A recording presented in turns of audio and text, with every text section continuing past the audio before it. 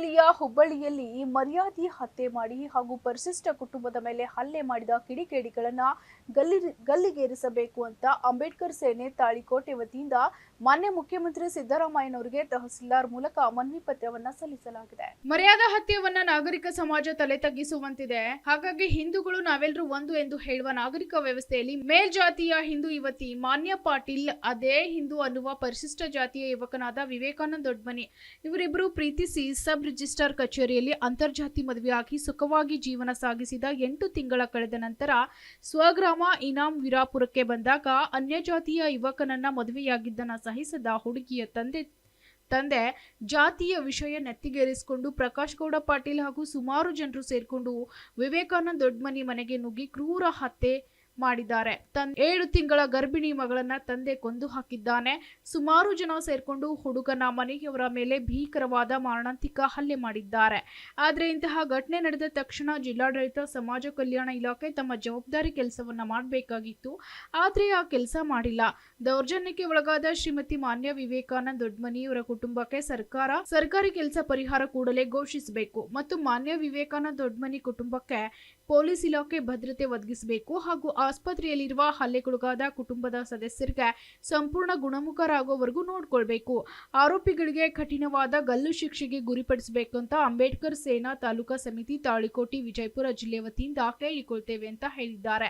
ಮುಂದಿನ ದಿನಗಳಲ್ಲಿ ನ್ಯಾಯ ಒದಗಿಸದೆ ಹೋದ್ರೆ ಮುಂದಿನ ದಿನಗಳಲ್ಲಿ ಉಗ್ರ ಹೋರಾಟ ಮಾಡಲಾಗುತ್ತೆ ಅಂತ ತಿಳಿಸಿದ್ದಾರೆ. ಈ ಸಂದರ್ಭದಲ್ಲಿ ಅಂಬೇಡ್ಕರ್ ಸೇನೆಯ ಜಿಲ್ಲಾ ಉಪಾಧ್ಯಕ್ಷರಾದ ಬಸ್ಸು ಕಟ್ಟಿಮನಿ, ಮಲ್ಲಪ್ಪ ಶಿರೋಳ್, ದೇವೇಂದ್ರಪ್ಪ ಬೇವಿನಗಿಡ, ಮಲ್ಲಿಕಾರ್ಜುನ ಅಸ್ಕಿ, ಶಫೀಕ್ ಇನಾಮದಾರ್, ಖಾಜಾ ಪಟೇಲ್, ದ್ಯಾಮಣ್ಣ ಸೋಮನಾ, ಕಾಲಪ್ಪ ಮಾದರ್, ದೇವಪ್ಪ ತುಂಗಿ, ಬಸವರಾಜ ಮುತಿಗಿ ಸೇರಿದಂತೆ ಅನೇಕರು ಭಾಗಿಯಾಗಿದ್ದರು.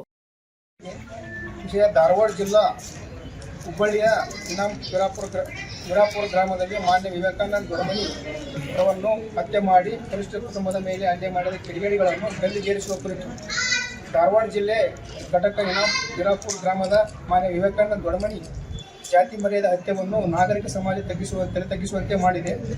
ಹಿಂದೂಗಳು ನಾವೆಲ್ಲರೂ ಒಂದು ಎಂದು ಹೇಳುವ ನಾಗರಿಕ ಅವ್ಯವಸ್ಥೆಯಲ್ಲಿ ಮೇಲ್ಜಾತಿಯ ಹಿಂದೂ ಯುವತಿ ಮಾನ್ಯ ಪಾಟೀಲ್ ಅದೇ ಹಿಂದೂ ಎನ್ನುವ ಪರಿಶಿಷ್ಟ ಜಾತಿಯ ಯುವಕನಾದ ವಿವೇಕಾನಂದ ದೊಡ್ಮನಿ ಇವರಿಬ್ಬರು ಪ್ರೀತಿಸಿ ಮದುವೆಯಾಗಿ ಸಬ್ ರಿಜಿಸ್ಟ್ರಲ್ಲಿ ಕಚೇರಿಯಲ್ಲಿ ಅಂತರ್ಜಾತಿ ಮದುವೆಯಾಗಿ ಸುಖವಾಗಿ ಜೀವನ ಸಾಗಿಸಿದ 8 ತಿಂಗಳ ಕಳೆದ ನಂತರ ಸ್ವಗ್ರಾಮ ಇನಾಂ ವೀರಾಪುರಕ್ಕೆ ಬಂದಾಗ ಅನ್ಯ ಜಾತಿ ಯುವಕನನ್ನು ಮದುವೆಯಾಗಿದ್ದನ್ನು ಸಹಿಸದ ಹುಡುಗಿಯ ತಂದೆ ಜಾತಿ ವಿಷಯ ನೆತ್ತಿಗೇರಿಸಿಕೊಂಡು ಪ್ರಕಾಶ್ ಗೌಡ ಪಾಟೀಲ್ ಹಾಗೂ ಸುಮಾರು ಜನರು ಸೇರಿ ವಿವೇಕಾನಂದ ದೊಡ್ಮನಿ ಮನೆಗೆ ನುಗ್ಗಿ ಹುಡುಗಿಯತ್ತ ತಂದೆ 7 ತಿಂಗಳ ಗರ್ಭಿಣಿ ಮಗಳನ್ನು ತಂದೆ ಕೊಂದು ಹಾಕಿದನು. ಸುಮಾರು ಜನ ಸೇರಿಕೊಂಡು ಹುಡುಗನ ಮನೆಯವರ ಮೇಲೆ ಭೀಕರವಾದ ಮಾರಣಾಂತಿಕ ಹಲ್ಲೆ ಮಾಡಿದ್ದಾರೆ. ಆದರೆ ಇಂಥ ಘಟನೆ ನಡೆದ ತಕ್ಷಣ ಜಿಲ್ಲಾಡಳಿತ ಸಮಾಜ ಕಲ್ಯಾಣ ಇಲಾಖೆ ತಮ್ಮ ಜವಾಬ್ದಾರಿಯ ಕೆಲಸವನ್ನು ಮಾಡಬೇಕಾಗಿತ್ತು. ಆದರೆ ಆ ಕೆಲಸ ಮಾಡಿಲ್ಲ. ಧಾರವಾಡ ಜಿಲ್ಲೆಯ ಜಿಲ್ಲಾಡಳಿತ ಸಮಾಜ ಕಲ್ಯಾಣ ಇಲಾಖೆ ಈ ಘಟನೆ ಕುರಿತು ಜೀವಂತ ಇದೆಯೋ ಅಥವಾ ಇಲ್ಲ ಎನ್ನುವ ಸಂಶಯ ಬರ್ತಾ ಇದೆ. ಈ ಘಟನೆಯಲ್ಲಿ ಭಾಗಿಯಾದವರನ್ನು ಪೊಲೀಸ್ ಇಲಾಖೆ ದಸ್ತಗಿರಿ ಮಾಡಿದ್ದಾರೆ.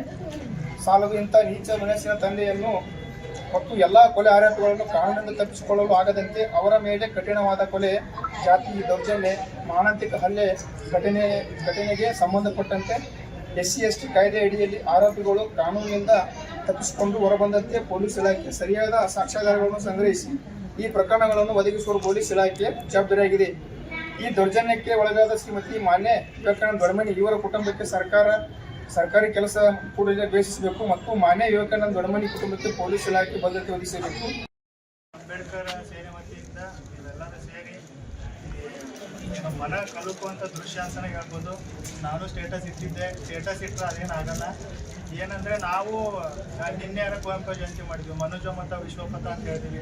ಹುಡ್ತಾ ನಾವೇನಾಗ್ತೀವಿ, ವಿಶ್ವಮಾನವಾಗಿ ಬಂದಿರ್ತೀವಿ. ಬರ್ತಾ ಶಾಲೆ ಕಲಿತಾ ಏನಾಗ್ತೇವೆ, ಕಾಸ್ಟಿಗೆ ಸೀಮಿತ ಆಗ್ತೀವಿ, ಇಲ್ಲ ಯಾರೋ ಒಬ್ಬರನ್ನ ನಾವು ಐಡೆಂಟಿಟಿ ಮಾಡ್ಕೊಂಡು ಹೋಗ್ತೀವಿ.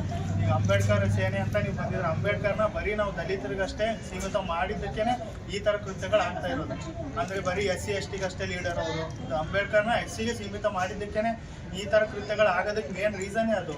ಅಂಬೇಡ್ಕರ್ ಅವ್ರದ್ದು ವ್ಯಾಲ್ಯೂಸ್ಗಳು ಏನು ಗೊತ್ತಿಲ್ಲ ಜನಕ್ಕೆ. ಅದನ್ನು ನಾವು ಏನು ಮಾಡಬೇಕು, ನಿಮ್ಮ ಸೇನೆಗೆ ನಂದು ಅದು ಒಂದು ರಿಕ್ವೆಸ್ಟ್. ನೀವೇನೀಗ ಈ ಮನವಿಗಳನ್ನ ಏನು ಕೊಡ್ತಿರಲ್ಲ ನೃತ್ಯ ಆದಾಗ ಇದನ್ನು ನೀವು ಸ್ಕೂಲ್ಗಳಿಗೆ ಹೋಗಿ ಹೇಳಿ.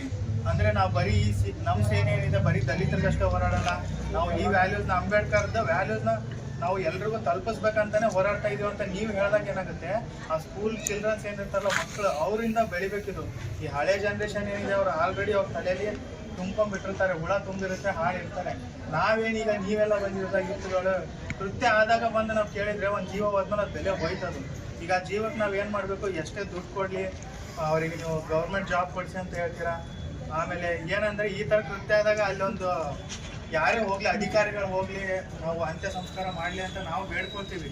ಬಟ್ ಅಲ್ಲ ಜೀವ ಹೋದ್ಮೇಲೆ ಅವ್ರ ಅಪ್ಪ ಅಮ್ಮಗೆ ನಾವು ಆ ಜೀವ ಕೊಡ್ಸೋಕ್ಕಾಗಲ್ಲ.